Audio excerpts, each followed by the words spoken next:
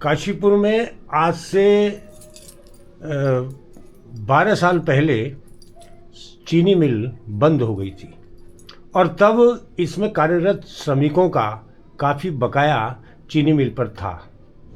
चीनी मिल के मजदूर यूनियन के नेता श्री वेद प्रकाश विद्यार्थी जी हमारे साथ हैं और पिछले 12 वर्षों से पेमेंट न होने की वजह से कई श्रमिक आर्थिक तंगी की हालत से गुजर रहे हैं। तो हम विद्यार्थी जी से पूछेंगे कि इन 12 वर्षों में चीनी मिल के श्रमिकों के पेमेंट को लेकर के क्या प्रक्रियाएं अपनाई गई। सर्वप्रथम आपको मैं नमस्कार करता हूं कि आप लोग मेरे निवास पर आए। मेरा नाम वेद प्रकाश विद्यार्थी भैया और हिंद मजदूर सभा उत्तराखंड का प्रदेश अध्यक्ष हूँ। मैं उत्तराखंड सरकार के 4 बोर्डों का सदस्य भी रहा हूँ और अखिल भारतीय ब्राह्मण महासभा का प्रदेश का मुख्य संरक्षक हूँ वर्तमान समय। बाकी स्थानीय काफ़ी संस्थाओं से जुड़ा हुआ हूँ। 16 नवंबर 2013 को काशीपुर चीनी मिल बंद नहीं हुई, सील कर दी गई। ये वहाँ के स्थानीय अधिकारियों के कारण। मेरा ये कहना है कि यदि आपकी कोई की दुकान है या फैक्ट्री है तो आप उस पर नहीं बैठेंगे तो वो जो कर्मचारी हैं, अधिकारी हैं, वो आपको उसमें चूना लगा देंगे। उसी प्रकार ये काशीपुर चीनी मिल सील होने का कारण, बंद होने का कारण मुख्य उसके वहाँ के स्थानीय अधिकारी।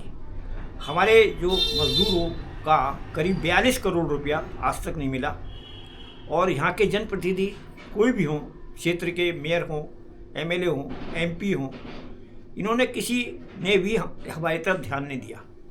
मैं कई बार ऐसे द्वार गया हूँ जो आज तक मैं कभी नहीं गया। जो कांग्रेस की सरकार थी, मैंने राहुल गांधी की कोठी भी देखी, मनमोहन सिंह की कोठी भी देखी और मैंने सभी के कांग्रेस और ये उस समय जब फैक्ट्री बंद हुई थी तो यहाँ के क्षेत्र के सांसद कुमाईपति नरेश केसी सिंह बाबा थे और हरभजन सिंह चीमा तो काफ़ी टाइम से विधायक रहे, फिर आज उनका पुत्र है विधायक। परंतु हम मजदूरों की किसी ने भी हमारी आज तक कोई बात नहीं सुनी और मेरे साथ के 60 लोगों का देहांत हो गया। आज ही मुझे एक मेरे साथी से मेरी बात हो रही थी, नवीन चंद जोशी से, तो कह रहे थे कि विजय मेहत्रा का देहांत हो गया जो कि अकाउंट ऑफिस में अकाउंटेंट थे। तो 60 से ज़्यादा करीब 65 करीब मेरे साथियों का निधन हो गया।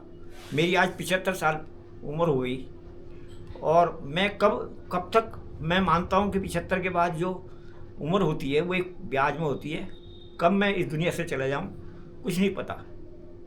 इसीलिए मैंने बड़े उससे पिछले दिनों 18 अप्रैल को मैंने कैसे लोगों से पैसा उधार लेके अपनी बेटी की शादी की।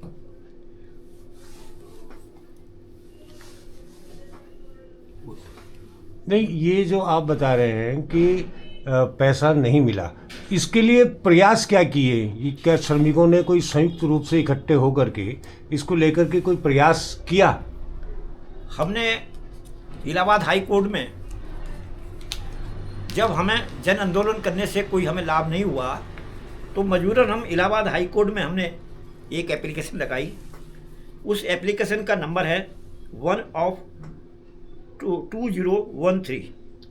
ये BIFR बनाम शुगर मिल कर्मचारी करके इस तरह से हमने एक केस वहाँ चल रहा है और इसकी तारीख पढ़ रही हैं।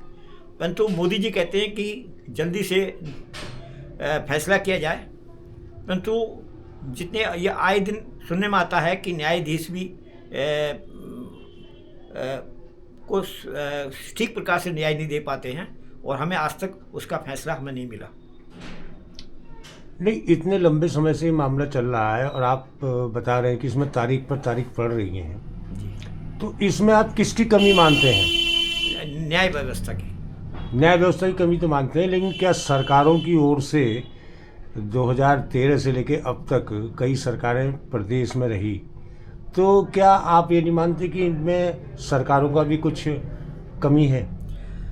मैं किसी पार्टी से जुड़ा हुआ नहीं हूँ। मैं हिंद मजदूर सभा का प्रदेश अध्यक्ष हूँ। मेरा मजदूरों से ही मेरे गुरु स्वर्गीय रामदास जोशी ने पूरा जीवन बिता दिया।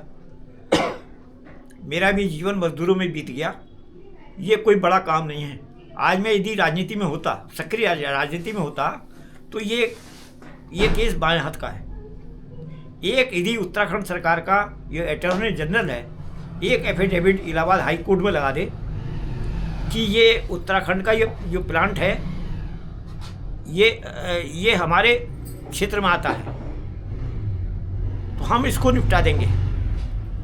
परंतु किसी भी जनप्रतिनिधि ने, क्षेत्र के विधायक या कोई एमपी हो, और ये हरभजन सिंह चीमा जब विधायक थे तब मैं एक बार देहरादून गया था, तो विधानसभा में मैंने क्वेश्चन उठवाया, तो हरभजन सिंह चीमा ने नहीं उठाया। परंतु एक विधायक से मेरी मित्रता थी और अब भी है, वो राजेश शुक्ला विधायक थे, तो उन्होंने उत्तराखंड की विधानसभा में वो क्वेश्चन पुटअप किया। तो उस समय आपके अजय भट्टी जी बीजेपी के प्रदेश अध्यक्ष थे, इन्हें चीमा जी को बहुत लताड़ मेरे सामने लगाई विधानसभा में भी। तो यहाँ के जनप्रतिनिधि निष्क्रिय हैं और किसी काम के नहीं हैं।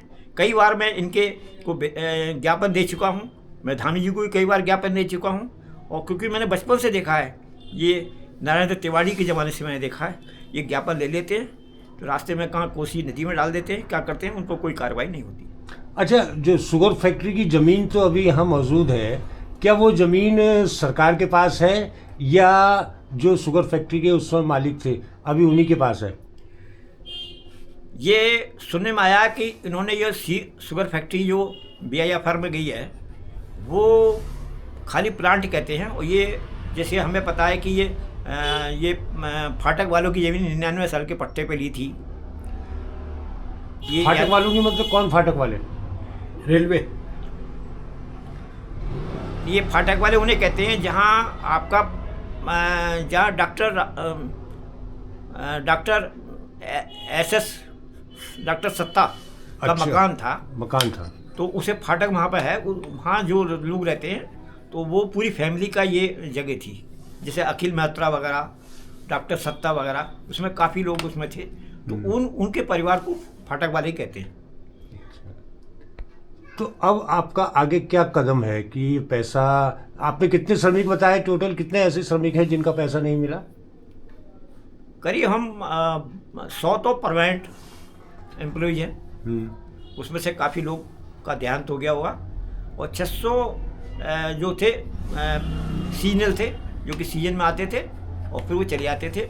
उसमें अधिकांश लोग पूरब के होते थे, परंतु हम लोग जो स्थानीय कितने कर्मचारी होंगे, हम कहाँ तक इसको केस को लड़ सकें। मेरे एक साथी ने ये भी कहा कि विद्यार्थी इसे नैनीताल हाई कोर्ट में ट्रांसफ़र करा लो, परंतु हमारे बस की बात नहीं है कि हम नैनीताल हाई कोर्ट में ट्रांसफ़र कराएं। उसका प्रोसीजर ये है कि हमें सुप्रीम कोर्ट जाना पड़ेगा। सुप्रीम कोर्ट का वकील यदि मेरी फाइल छुएगा तो 1 लाख रुपए पहले रखवा लेगा। मेरे पास 1 लाख रुपए नहीं है। मैं इस समय मामला कहाँ की अदालत में चल रहा है? इस समय हमारा केस इलाहाबाद हाई कोर्ट चल रहा है। तो वहाँ तारीख पे आप लोग जाते हैं? तारीख पे जब से मेरे साथी नवीन चंद जोशी और राजीव चौधरी जाते हैं, क्योंकि मेरी आयु 75 की हो गई है, मेरा पैर में भी चोट लग गई है, मैं जाना असंभव है।